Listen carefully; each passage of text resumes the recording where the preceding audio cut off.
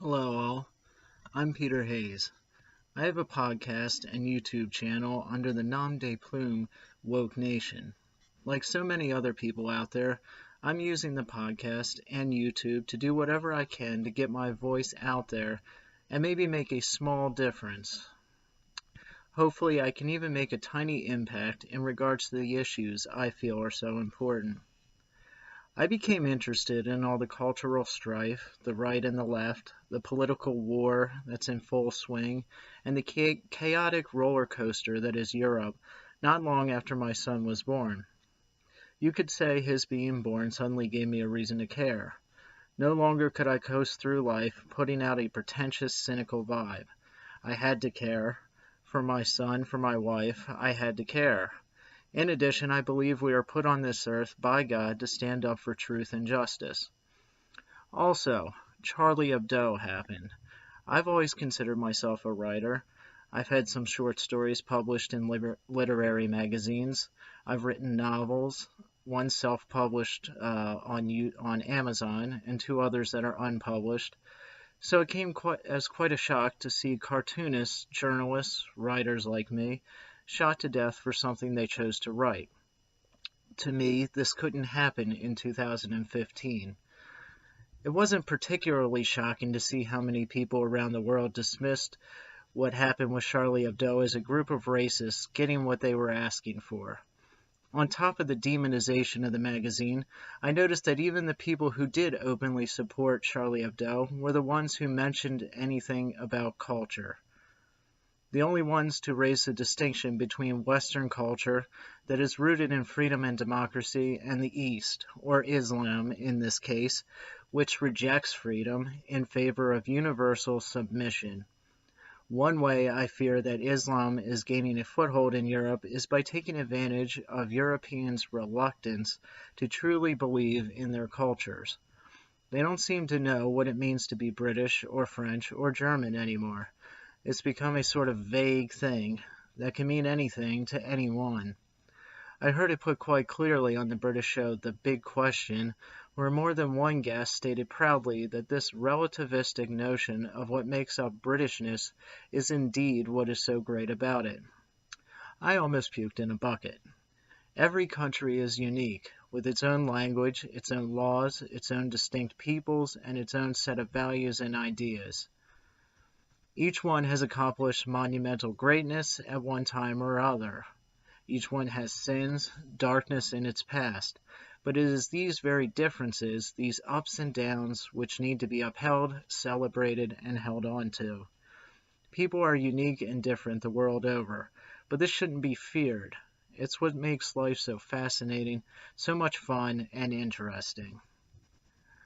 One thing I've noticed here recently in America is a reluctance, fear some people have to express pride or love for our country, America. I think this new phobia, we'll call it Ameriphobia, springs from certain philosophies that seek to weaken or destroy sovereign nations.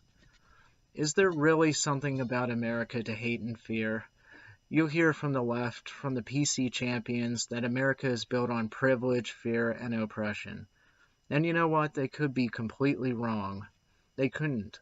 They wouldn't be completely wrong. Yes, America has sins in its past. Do I believe that they have been downplayed in the past? Yes.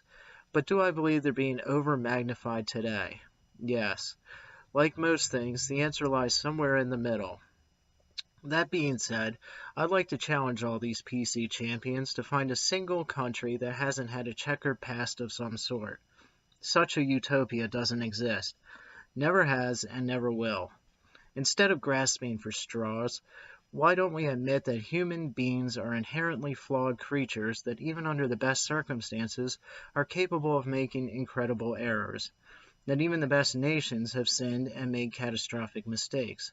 It is incredibly disingenuous to hold Western countries like America up to this impossible standard while trumpeting the accomplishments and plights of every third world civilization hopping our borders. I'm of the opinion that most PC champions, this social justice warrior crowd, are very misguided, but mostly well-intentioned.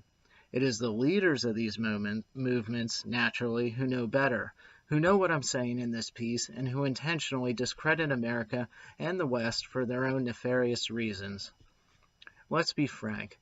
There isn't a single sin committed by America that countries in Africa, or the country of Mexico, or Iraq haven't committed as well.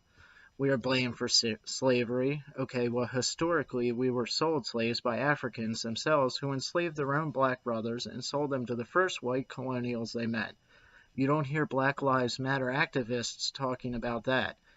Reparations are great when it's easy to potshot the white population in America, but I doubt they'd ever go after the originators of the sin, their own African ancestors.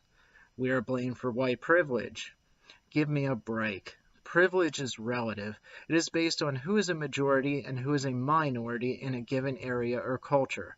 White people have been the majority in America since its inception. Of course we're privileged.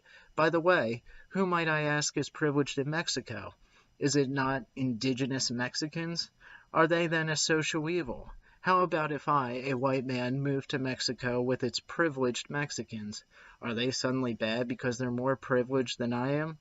Even if you think I'm missing the mark here, I have one other question. What am I supposed to do with this privilege I've been given? Because surely I didn't earn it. I didn't buy it. How am I to blame for it? If I go about my day treating everyone equally, as I would want to be treated, what sin am I committing? You see, the problem is that it's become a white issue. Now it's become we're white, that they're a problem, which is the definition of racism. Ameriphobia is a very real symptom of the latest globalist craze. At its roots, it's an irrational fear of freedom and individual rights. America is a great country. It will remain great as long as it is good and sovereign. Like anything worth having, our nation requires hard work and sacrifice. Let us commit to that. Let us commit to improving our great nation rather than wallowing in the sins of its past. That's all from Peter Hayes and Woke Nation for now. Good night, and may God be with you.